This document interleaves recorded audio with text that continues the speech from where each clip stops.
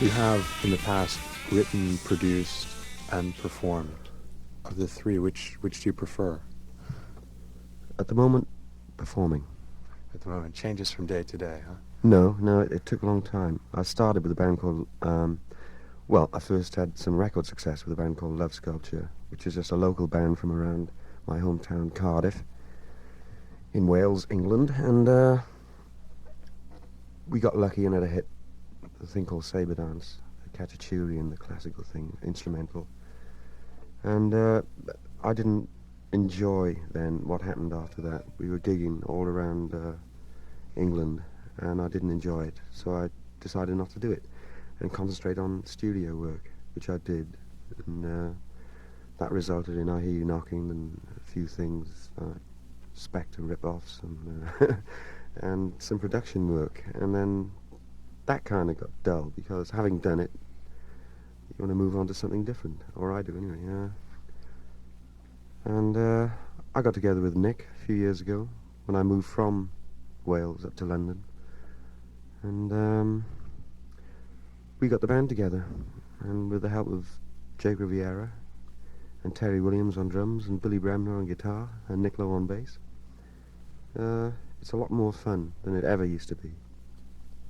You mentioned Phil Spector. Do you find that he's one of the producers you admire more than yeah, any other? oh yeah, I mean, he is phenomenal. Who else's production do you like?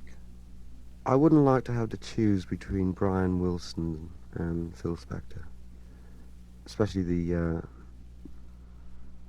earlier Brian Wilson stuff. What production have you done besides your own? I did the first Fogat album, and sort of English bands that I produced because they're sort of friends. You know, I never considered myself a producer as such. I mean, someone who tells the band, you know, chooses the material, tells the band how to do it and what key to do it in, or tells them not to do it or whatever. You know, I never did that. It's just that if some friends of mine in bands like Ducks Deluxe, Brinsley Schwartz, Man, that was the band that Terry Williams used to play with. I just help them out. I do the engineering and throw in a few suggestions. You mentioned Nick Lowe before.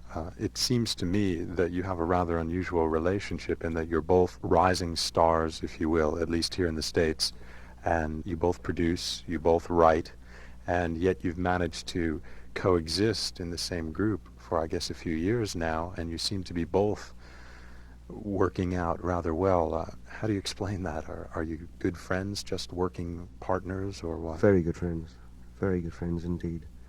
But we don't live in each other's pockets, you know. None of us do, actually. Not because we don't want to.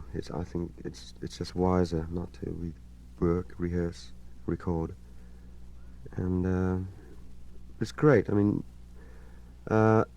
Nick is the writer.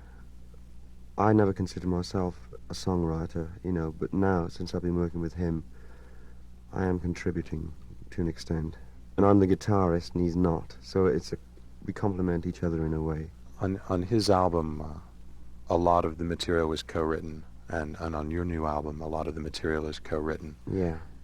Yet, how do you decide what songs are going to go to whose record? And it seems like a rather unusual arrangement. It seems like a foregone conclusion in a way. One song will be naturally more suited to him, and another one that...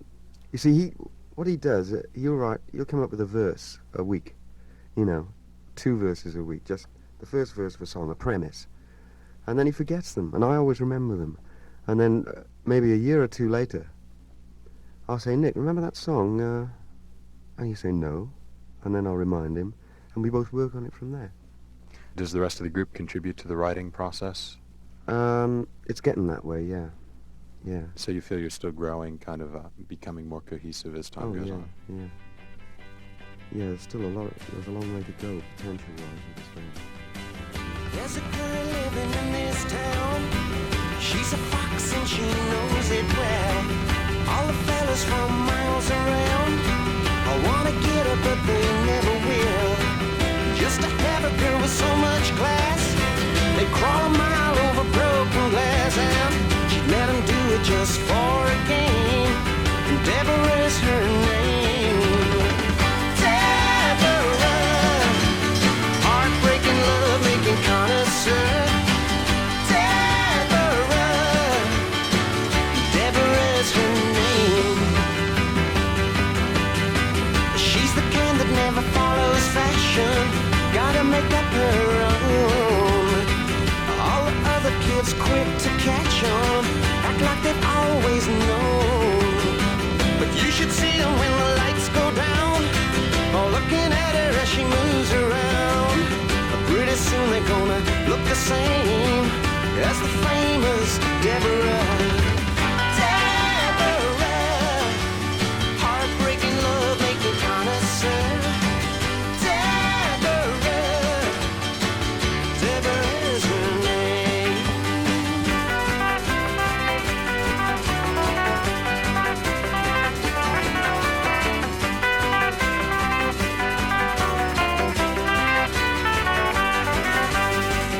One day when my ship comes in, I'm gonna make her wonder where I've been. I'll get some money and I'll jump in my car. I'll go and make a meal of Deborah. I'll take her driving up to the top. When we get started, ain't gonna stop. I'm gonna go and pick that wildwood flower, and her name is Deborah. Deborah, heartbreaking, love-making connoisseur. Deborah, Deborah's her name. Deborah's her name. Deborah's her name. Deborah's her name.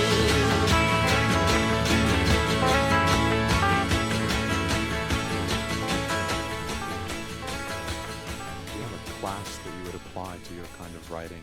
What kind of music do you enjoy putting out? I've noticed descriptions and reviews of your music, and to a lesser extent, the music that came out on Nick's album, as anywhere from power pop to rockabilly or that sort of thing. Where would you like to be classified, if at all? Well, I've done a few different things, rockabilly things, rock and roll, Phil Spector and all that. But when we got the band together, the idea was to do rock and roll stuff, sort of 3-minute songs, exciting stuff, you know, but not just, I don't want to slag anyone off, hang on, not just mindless noise, but something with a bit of class in it, like, we were thinking about like old Everly Brothers records and things like that, where you hear the most incredible guitar solos, you know, really something with a bit of class and a bit of taste in it, but still with balls in it, you know.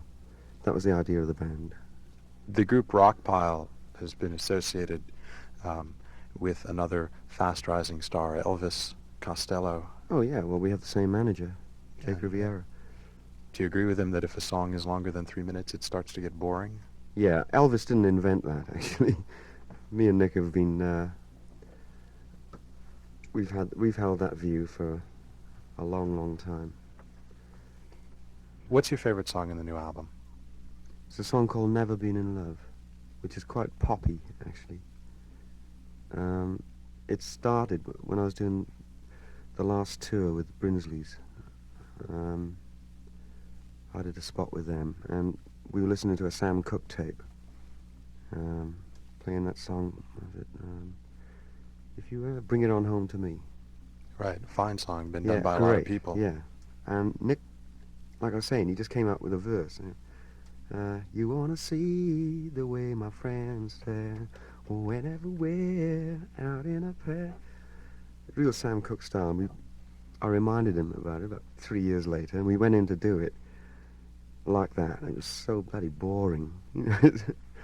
We just knew that wasn't the way to do it, so we tarted it up, speeded it up a bit, put a bit of life into it, and I like it. I think that's my favourite. So that was another collaboration effort. Yeah, and I think it's my favourite guitar solo that I've done. Ever?